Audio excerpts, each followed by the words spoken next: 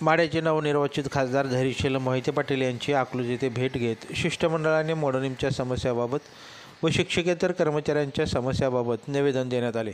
याबाबत वृत्त असे की मोडणीम येथील श्री उमा विद्यालय व महाडिक महाविद्यालयात विद्यार्थ्यांना शिक्षणासाठी ये जा करण्याकरिता रेल्वे लाईन पास करण्यासाठी बोगदा करून मिळावा याबाबत निवेदन देण्यात आले।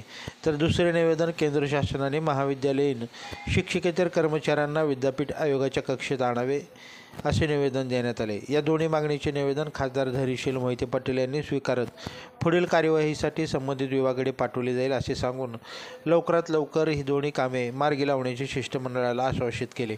निवेदन देताना कॉलेज कर्मचारी युनियनचे अध्यक्ष दत्ता भोसले, सरचिटणीस राजेंद्र गिड्डे, खजिनदार राहुल कराडे, सेनेट सदस्य अजित कुमार संघवे, युनियनचे माजी चेअरमन अण्णा गवळी, संगमेश्वर महाविद्यालयाचे राजेंद्र तोळनूर, चंद्रकांत खानापुरे, चिदानंद स्वामी, मोडणीमच्या महाडिक महाविद्यालयाचे सुरेश वाघमारे, अकलूजचे विजय कोळी, सुनीता काटे, रमजान शेख, दीपक शिंदे, भारत पवार आदी जण उपस्थित होते। लाईव्ह महाराष्ट्र झोन न्यूजच्या यूट्यूब चॅनलला सबस्क्राईब करा, तसेच आमच्या फेसबुक पेजलाही फॉलो करा।